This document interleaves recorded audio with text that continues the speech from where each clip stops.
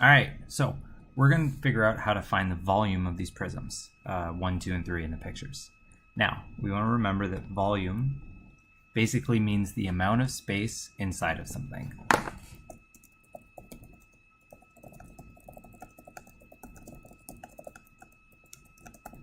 Inside of a 3D shape. So if we were to look at like the cylinder, the volume would be how much could we fit inside the entire 3D shape? Like if we wanted to fill it up with water or with sand or something. It's not just the amount on the outside, it's the amount on the inside. So it's like if I had a cylinder here and I was pouring water into it, how much would fill up inside until it went all the way up to the top. So to figure this out, we need two things. We need the area of base, or the area of the face, and we multiply it by the height. That's the formula we always use. We need the area of the face and the height of the shape. So we're going to do the cylinder first because it's actually the easiest. So we got to figure out where's our face. And when I look at this shape, it's pretty clear. The face is going to be this circle. And the reason we can tell this is the right face to use is because on the opposite side, there's the same shape on the other side. Okay, so the formula for the area of the circle is pi r squared. And that'll be on a formula sheet that you can use. So let's put in the numbers. Pi is 3.14, or the pi button on your calculator. For radius, I'm going to look at the shape right here. See, radius is the distance from the middle of a shape, of a circle, out to the edge. So right here, this dotted line right here, we have our radius. It's 8. So I'm going to do 3.14 times 8 squared. So if I put that in my calculator, I just got to remember that I do this first, the squared. So it's going to be 3.14 times 64. Then when I actually do that on the calculator,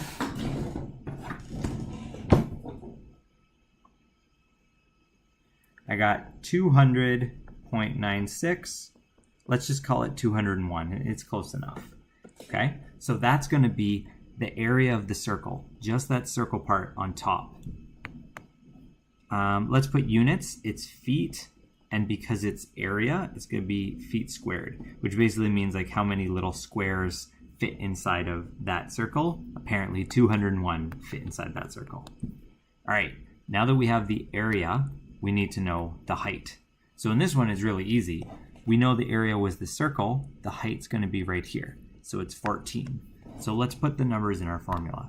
So it's going to be 201 times 14, because it's the area of the face times the height.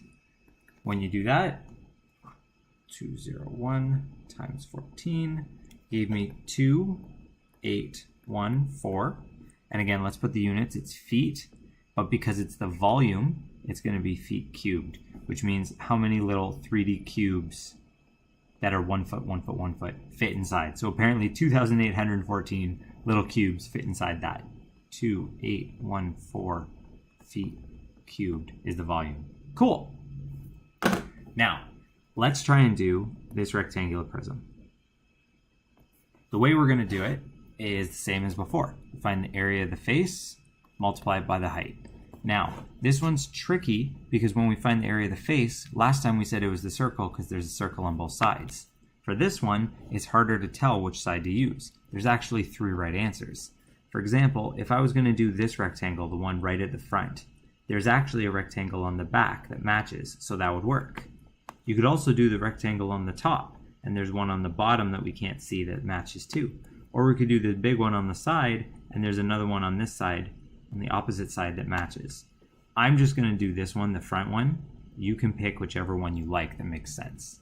So, area of the face, the area of a rectangle, is length times width. I have 4 and 10 as my length and width, so 4 times 10 is 40 yards squared. Cool. Now, I need to do area of the face times the height. So that was my face, so I'm going to do 40 times the height. This is where a lot of kids make mistakes. We used this front shape right here as the area of the face. So a lot of people will think, well, then this height right here, this 10 would be the height. It's actually whichever side we didn't use. So see how there's this 10 right here? That shape, the idea is we're extending it over and over and over for 12 yards here. So it's 40 times 12. Let's think of it this way. If I stacked one piece of paper, okay, one piece of paper on the ground, it is 10 by 4, which is what we did for ours right here. Okay, it's the same thing. If I stacked it really, really tall, like 12 yards tall, that would be the same as a rectangular prism. So that's why when we say, we call it height in the formula, but really it's whichever side we didn't use yet. So when we put this in our formula and figure it out, we get 480 yards cubed. Cool. So now we only have this one left, the triangle. Let's shift over a bit so we got some space. Okay, so again, we gotta find the area of the face. So the area of a triangle is equal to base times height over 2. So in this triangle, the base is right here, it's 10. The height is right here, it's also 10, and we divide by 2. That's gonna give me, when I put in my calculator, 50 inches squared. That's how big the triangle on the front is. Cool, triangle.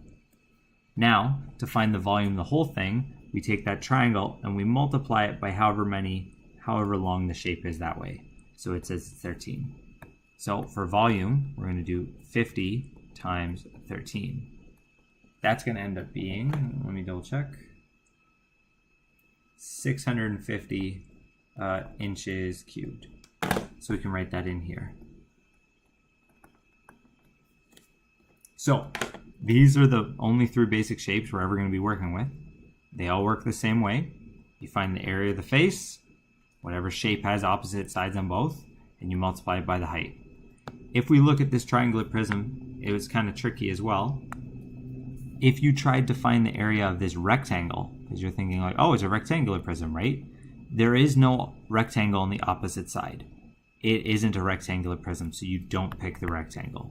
We have to pick the triangle in this one because there's a matching triangle on the other side. Same with here, we picked the circle because there was a circle, and here we picked the rectangle that had a rectangle matching.